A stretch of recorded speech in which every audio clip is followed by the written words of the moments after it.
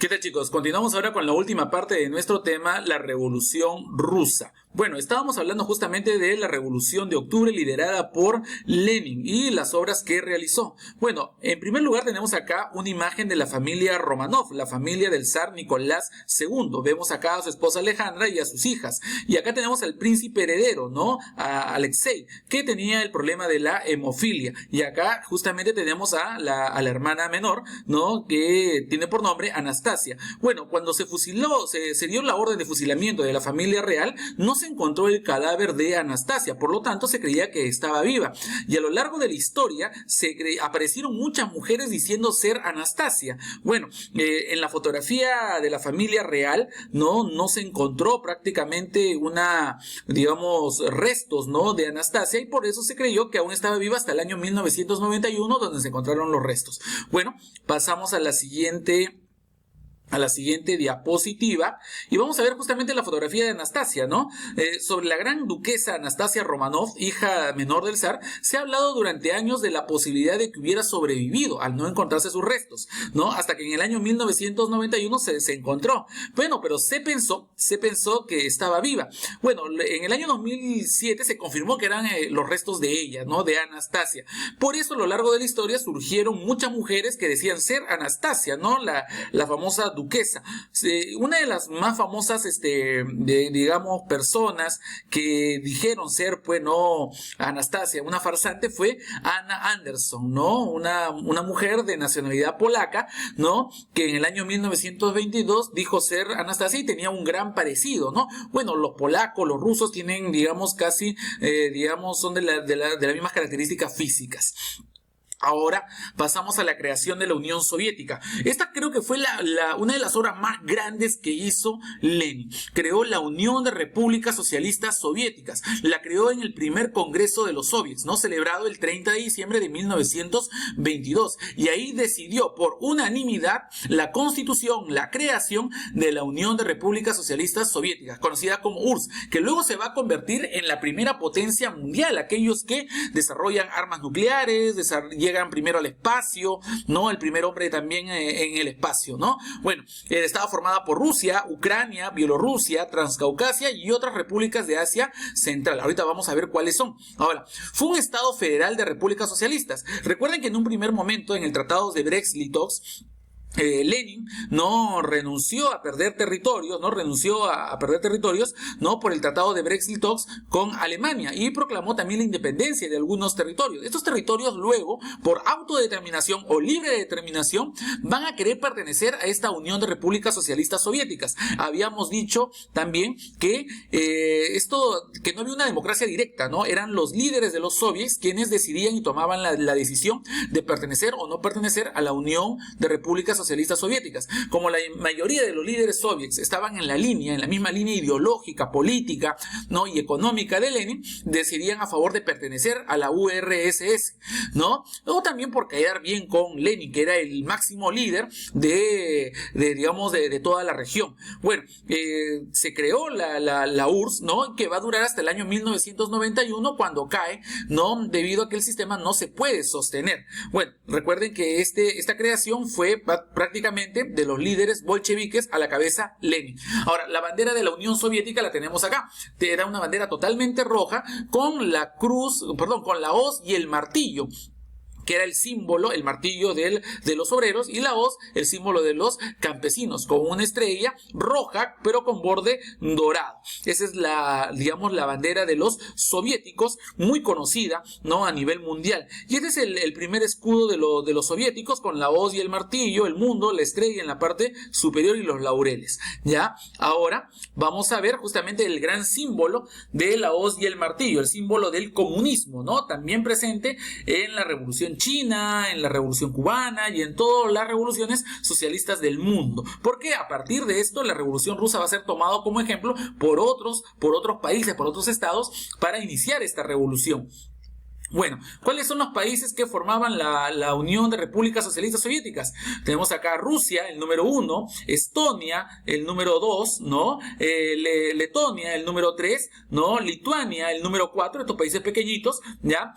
Bielorrusia, ¿no? Bielorrusia es el número 5, ¿ya? El número 6 es Ucrania, el número 7 es Moldavia, lo tenemos acá muy chiquito, Georgia, el número 8, número 9, Armenia, lo vemos acá también chiquitito, Azerbaiyán, ¿no? El número 10, ¿ya? Y tenemos Kazajistán, es el número 11, ¿ya? El número 11 como lo encontramos en este lugar. Luego Uzbekistán, el número 12, ¿no? Este pequeño país de color azul, ¿no? Turkmenistán, el número 13, ¿no? El país que se encuentra de lila. 14, Kirguistán, ¿no? Es el país que se encuentra acá de verde. Y Tayikistán, ¿no? Que es el país que lo encontramos de morado. Todos estos países conformaban lo que nosotros conocemos como la Unión de Repúblicas Socialistas Soviéticas, que va a durar hasta el año 1991 cuando se va a desmembrar. Bueno, acá tenemos otro mapa justamente de la Unión de Repúblicas Socialistas Soviéticas, ¿no? Con los países que habíamos mencionado. Ahora, la nueva política económica de Lenin. Creo que esto va a sentar las bases del desarrollo y lo que va a consolidar a la Unión Soviética como potencia mundial. El famoso NEP, ¿no? O nueva política económica, que fue la propuesta de Lenin, ¿no? De crear un capitalismo de Estado. Recordemos que Lenin era consciente de que en Rusia, antes de la revolución, todavía había rasgos de feudalismo. O sea, el gobierno monárquico del zar era un gobierno netamente feudal, ¿no? Básicamente existía el servilismo por parte de los campesinos y también de los obreros. Por eso él quería primero pasar a una etapa donde el Estado debe controlar absolutamente todo. A eso le vamos a llamar capitalismo de Estado. ¿Y para qué fue creada el famoso NEC o capitalismo de Estado? Para revitalizar al país después de la Guerra Mundial, porque había quedado muy mal, ¿no? Después de la revolución por la guerra civil, ¿no? Y también la hambruna que había ocasionado durante varias décadas, ¿no? Gran cantidad de muertes. Bueno, esta fue una decisión impuesta por las circunstancias, un repliegue estratégico, como el mismo Lenin lo llamó, en la construcción del socialismo. Primero un capitalismo de Estado, para luego ir con un régimen propiamente socialista. Bueno, las leyes autorizaron la coexistencia de los sectores público y privado. Eso hay que dejarlo bien en claro, que el régimen de Lenin no fue totalmente estatista, o sea, de que todas las empresas fueran del Estado, sino permitió la coexistencia, tanto empresas privadas como empresas públicas. Y esto originó un buen manejo de la economía en una primera etapa, ¿no? Bueno, ahora le vamos a llamar esto economía mixta. La nueva política económica fue reemplazada luego a la muerte de Lenin por Stalin, ¿no? Con los famosos planes quinquenales. Acá tenemos justamente las monedas rusas, los famosos rublos, ¿no? Que son del año 1924. Ahora, justamente acá tenemos el nacimiento de la Unión Soviética o de la URSS. En el año 1922, Rusia pasaba a formar parte de la Unión de Repúblicas Socialistas Soviéticas, una congregación de países o estados de modelo socialista que daría lugar a una superpotencia, tanto en el ámbito económico, militar y también político, que sería tras la Segunda Guerra Mundial el patio de recreo de las políticas expansionistas de Stalin. ¿Qué quiere decir esto? Que luego de la gran victoria de los rusos en la Segunda Guerra Mundial, porque son los primeros en tomar Alemania, ¿no? El crecimiento económico, político y militar de los soviéticos fue tremendo, totalmente, digamos, expansivo a todo el mundo. Por eso es que muchos países tienen, digamos, buscan instalar también regímenes socialistas, como el caso de Vietnam, el caso de Rumania, el caso de Polonia, y en América, sobre todo Cuba, como también nosotros le sabemos, ¿no? Ahí tenemos la figura de Lenin, ¿no? Y obviamente el poderío militar del cual ostentaba. Tenemos acá imagen de la guerra civil, ¿no? Que duró 3 años. La vía de los soviets quedó clara tras la disolución de la Asamblea Constituyente, y esto provocó que las fuerzas conservadoras, zaristas, conservadoras porque no quieren cambios, querían regresar al gobierno monárquico del zar, ¿no? Y numerosos sectores contrarios a los soviets, por ejemplo como los mencheviques, buscaban eliminar el gobierno de Lenin. Por eso se da la guerra civil. Por un lado el ejército rojo, los bolcheviques, y por otro lado el ejército blanco, la oposición. La mayoría eran monárquicos. Bueno, este conflicto va a terminar en el año 1921 con la victoria de los bolcheviques o también ejército rojo. La gran cantidad de muertos fue tremenda, ¿no? Inclusive en el gobierno de Stalin todavía había gran cantidad de muertos por las persecuciones, porque a aquellos que estaban en contra del gobierno de Stalin. Ahora tenemos la muerte de Lenin. Lenin ya de alguna manera estaba fuera del gobierno desde el año 1922. Tenía un problema de arterioesclerosis, ¿no? Enfermedad de los huesos, a las articulaciones, y por eso los 2 últimos años gobernaban la gente que él había dejado en los cargos principales. Lenin falleció en el año 1924 y se abrió un periodo de disputa por el poder, mientras algunos apostaban que León Trotsky sea el sucesor, como también lo había preferido Lenin, porque así lo dijo. Joseph Stalin ya había colocado muchos amigos en puestos estratégicos, de tal manera que a la muerte de Lenin, estos amigos estratégicos que eran líderes de los soviets proponen a Stalin para que sea el nuevo líder de la Unión de Repúblicas Socialistas Soviéticas, el nuevo líder de la URSS, ¿no? Y por mayoría de votos gana, porque Stalin, digamos, tenía a sus amigos en distintos puestos importantes, cosa que no pasaba por el lado de Trotsky, ¿no? Trotsky al final acabó exiliado en Siberia, luego escapó a México, donde va a ser asesinado. Bueno, acá tenemos la figura de Lenin, ¿no? Justamente en las fiestas fúnebres, ¿no? Ahora vamos a ver Stalin y la consolidación del Estado soviético. A la muerte de Lenin hubo una rivalidad, Trotsky y Stalin. Trotsky proponía la revolución permanente a nivel mundial y un desarrollo económico a partir de las actividades agropecuarias, agricultura y ganadería, para luego impulsar la industria. Para Trotsky primero la agricultura y la ganadería, luego sería la industria, ¿no? Pero él no llegó a gobernar, quien gobernó fue Stalin. ¿Y qué proponía Stalin? Él proponía de frente ir a la parte de la industria pesada. Proponía consolidar el socialismo en la Unión Soviética primero y luego apoyar la revolución socialista en todos los países del mundo, como lo va a hacer en la famosa Guerra Fría. En la Guerra Fría, Rusia con Stalin apoya a distintos países que querían tener regímenes socialistas.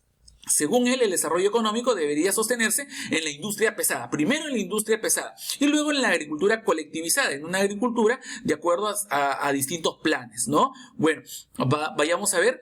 Justamente Stalin logró llegar al poder en el año 1924 en el 14º Congreso de los PQs, ¿no? El Partido Comunista de la Unión Soviética. Él planteaba la socialización de la economía para alcanzar una autonomía económica y consolidar la revolución socialista. Es decir, él planteaba que Rusia sea un régimen netamente socialista y que se impulse en primer lugar la industria pesada, ¿no? Él creó el famoso Gosplan, ¿no? El Instituto de Planificación, donde creó los famosos planes quinquenales, planes de 5 años, quinquenio, 5 años. Estos planes quinquenales iban a aplicar tanto a la agricultura, a la ganadería, a la industria y a todas las actividades económicas que había en ese país. De esa manera podía obtener muchos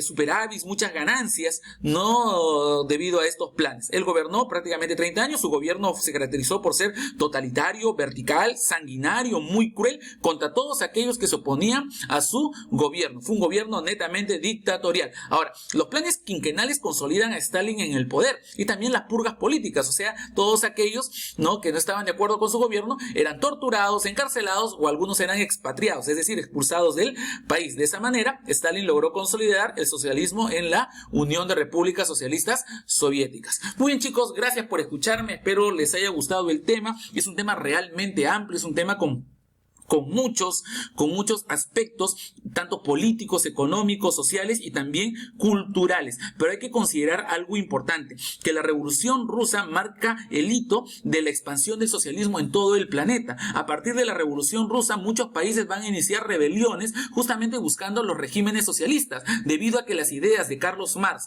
las ideas socialistas, se habían difundido por todo el planeta en el siglo XIX y en el siglo XX, ¿no?, entre la Primera y Segunda Guerra Mundial, pero sobre todo después de la Segunda Guerra Mundial van a haber revoluciones socialistas en todo el planeta, donde los soviéticos van a apoyar estas revoluciones, pero por otro lado los norteamericanos también van a apoyar a los opositores. ¿Qué quiere decir? Que se va a desatar una guerra, la famosa Guerra Fría, donde por un lado los soviéticos apoyan a los socialistas de ese país y los Estados Unidos apoyan a los capitalistas de ese país, ¿no? Por ejemplo, la guerra de Vietnam, ¿no? Se dividió Vietnam del Norte, Vietnam del Sur, Corea del Norte, Corea del Sur, la famosa Revolución Cubana y muchas revoluciones socialistas que sucedieron, ¿no?, después de la Segunda Guerra Mundial. Este sistema, bueno, no pudo sostenerse y con el gobierno de Mikhail Gorbachev prácticamente desapareció la Unión Soviética y actualmente existe lo que se llama la Federación Rusa. Muy bien, chicos, espero les haya gustado el tema, espero sus preguntas y recuerden que hay una ficha que desarrollar. Por favor, investiguen más sobre el tema, desarrollen la ficha. Y también les mando aquí la lista de exposiciones que tienen que presentar, ¿no?, en mi curso. Con todos los detalles será publicado todo esto. Muchas gracias, chicos. Nos vemos. Cuídense.